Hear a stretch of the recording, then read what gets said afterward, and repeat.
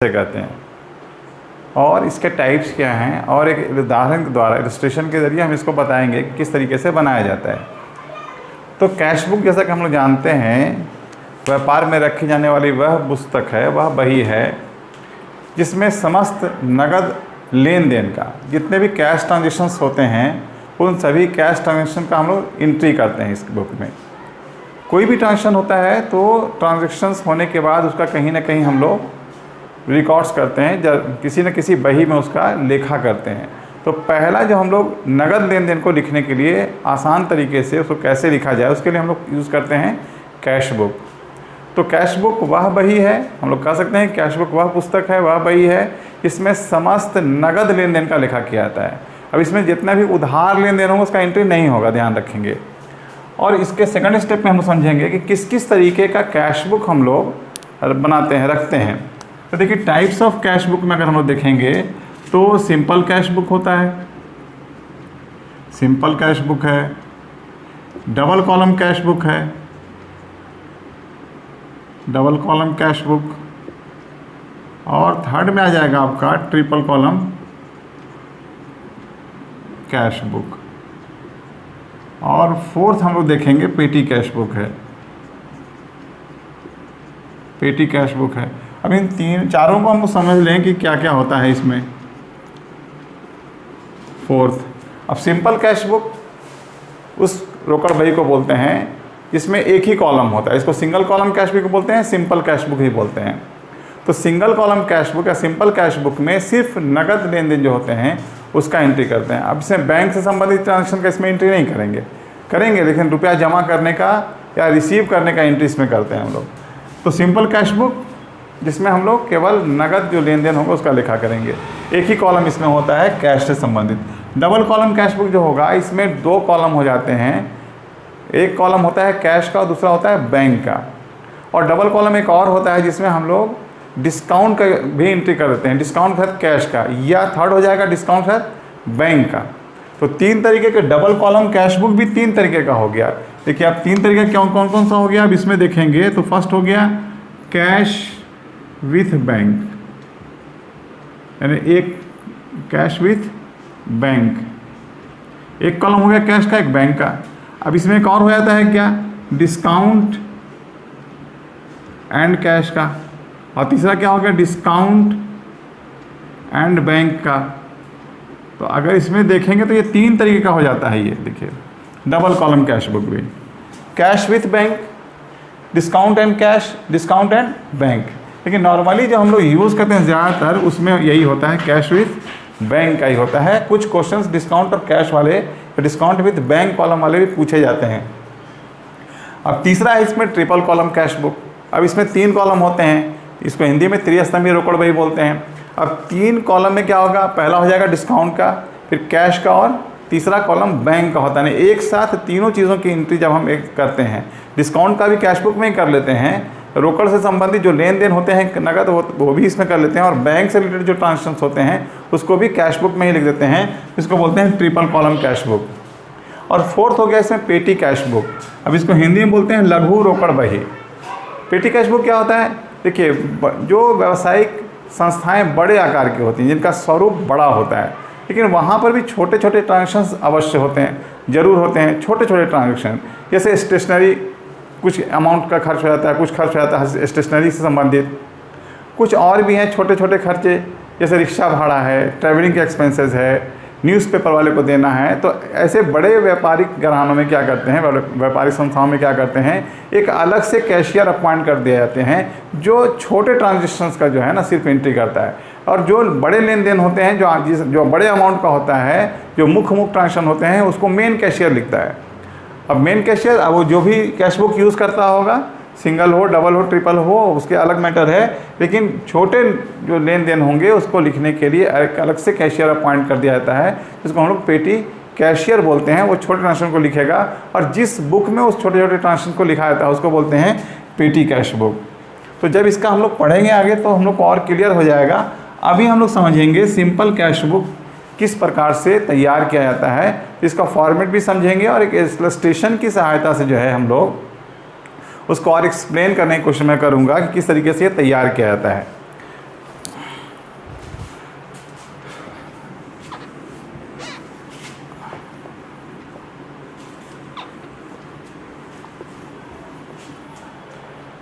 अब यहाँ पे सिंपल कैश बुक हम बना रहे हैं।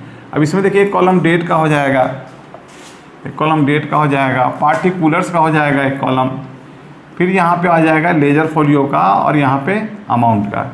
अब लेजर फोलियो की जगह में के बगल में कई जगह से आप देखेंगे तो एलिफ के बाद वाउचर नंबर भी होता है, वाउचर नंबर VN, और यहाँ फिर अमाउंट हो जाएगा। तो यहाँ हम लोग एक साइड का लिख देते हैं डेट, पार्टिकुलर्स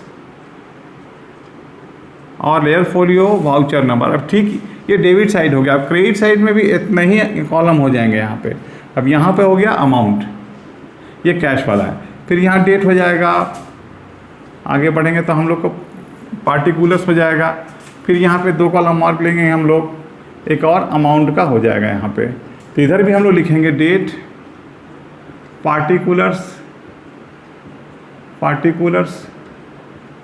और यहाँ पे लिखेंगे हम लोग LF, वाउचर नंबर, और यहाँ पे अमाउंट।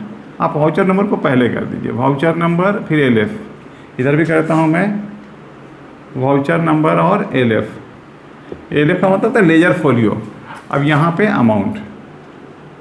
अमाउंट ये रुपए में हो गया ये। और ऊपर लिखेंगे हम लोग कैश बुक, इसका हेडिंग जरूर देंगे। यहाँ पे लिखेंगे कैश बुक, ये बीच में कर देता हूँ कैश बुक।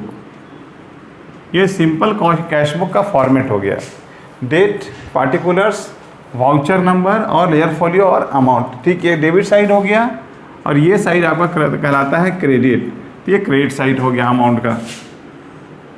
पूरा फॉर्मेट इस तरीके से तैयार किया जाता है। अब एक एग्जाम्पल हम ले लेते हैं, उस एग्जाम्पल की सहायता से मैं आपको बता रहा हूँ कि इस क्वेश्चन को कैसे करेंगे। अब यहाँ पे देखिए लिखा है कैश इन हैंड, एक लिखा है कि 12 दिसंबर 2016 को निम्नलिखित लेनदेन को साधारण रोकड़ बही में लिखिए। सिंपल कैश बुक में लिखने के लिए बोल रहे हैं यहाँ पे। तो आप सबसे पहले क्या लिखेंगे, देखिए आपको समझा रहा हूँ पहले यहाँ पे कि डेबिट साइड में कैश बुक में किस तरह से एंट्री करेंगे। देखिए कैश बुक के 2 साइड हो गए, डेबिट और क्रेडिट। जितने भी कैश ट्रांजेक्शंस होंगे उसको इसमें तो लिखना है। अब डेबिट साइड में क्या लिखना है, क्रेडिट साइड में क्या लिखना है, बहुत सिंपल वे में आप समझिए इस चीज़ को कि जितना भी हमको कैश रिसीव्ड होगा, जितना भी हमारे पास आएगा पैसा, तो उसको डेबिट साइड में लिखना है, आपको इस साइड लिखना है डेबिट साइड में। और जितना भी हम पेमेंट करेंगे तो पेमेंट को हमको लिखना है क्रेडिट साइड में। बस इतना ध्यान रखेंगे तो आपका कैश बुक, आपका सिंपल कैश बुक बहुत आसानी से बन जाएगा। फिर से आप समझ लीजिए, जितने कैश रिसीव्ड करेंगे, जिस महीने का भी दिया हुआ हो या जिस पीरियड का दिया हुआ हो, तो आपके क्वेश्चंस में लिखे रहेंगे। तो आपके पास जो संस्था में जितना पैसा आ रहा है, अब वो पैसा कहाँ कहाँ से आएगा, किसी पार्टी से आ सकता है, माल बेचने से आ सकता है, या आप किसी रूप में और प्राप्त करेंगे, इससे आपको ब्याज मिल जाएगा। तो जो नगद प्राप्त होगा उसको लिखना है इस साइड में, डेबिट साइड में।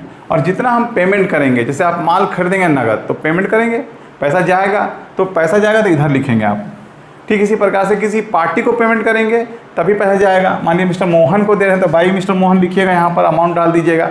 इस तरह से कोई भी एक्सपेंडिचर हम करेंगे, कोई भी खर्च करेंगे, या सैलरी है, वेजेस है, रेंट है, एट्सेट्रा एट्सेट्रा, तो उसको आपको क्रेडिट साइड में लिखना है। बस इतना समझ लेंगे तो सिंपल कैश बुक आपका करीब करीब तैयार हो जाएगा। बैलेंस करेंगे बाद में और उसको बैलेंस को लिखा जाता है। देखिए एग्जाम्पल में लिखा है कि दिसंबर, अब यहाँ लिखा है दिसंबर 2016 मेरे क्वेश्चंस में, तो अब यहाँ लिखेंगे 2016 पहले लिखेंगे दोनों साइड में। और चूँकि दिसंबर मंथ है तो आप दिसंबर लिख दीजिए दोनों साइड में, दिसंबर लिख देंगे।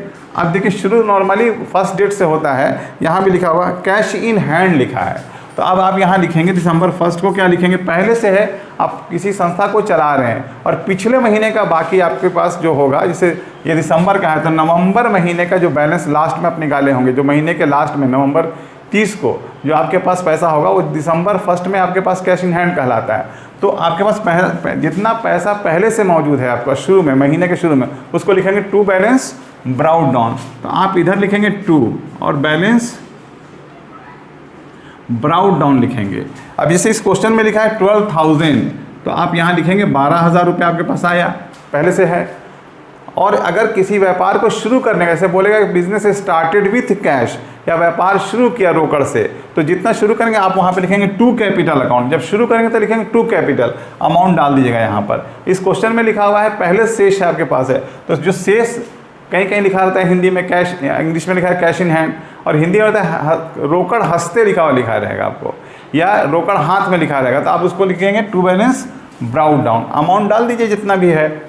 अब इसी में लिखा है 5 दिसंबर को भानु से नगद प्राप्त किया। देखिए क्वेश्चन में क्या है, भानु से नगद मिला है आपको, तो पैसा आ रहा है, तो यहाँ लिखेंगे टू भानु, नाम है यहाँ पे टू भानु, 5 तारीख को, तो यहाँ 5 लिख दिए, दिसंबर है यहाँ पे दिसंबर डैश कर दिए। कितना रुपया आ रहा है 4000, तो आप यहाँ लिखेंगे 4000 रुपये लिख देंगे, जितना पैसा आएगा। अब 7 दिसंबर को बोल रहा है दिसंबर 7 को कि किराया दिया, तो यहाँ लिखेंगे बाई रेंट, पैसा जा रहा है आपका, लिखेंगे बाई रेंट अकाउंट, जितना ही पैसा आप पेमेंट कर रहे हैं। 2000 रुपये इस क्वेश्चन में लिखा है, तो हम भी यहाँ पे लिख देंगे 2000 रुपया। आपका पैसा देखिए जा रहा है, मैंने बोला आपको कि जितना पैसा आएगा उसको डेबिट में, जितना जाएगा उसको क्रेडिट साइड में एंट्री करना है। इसके बाद में मुरारी से नगद माल खरीदा। अब देखिए नगद खरीद रहे हैं, अब किसी पार्टी से नगद खरीद रहे हैं तो पैसा जा रहा है आपके पास से।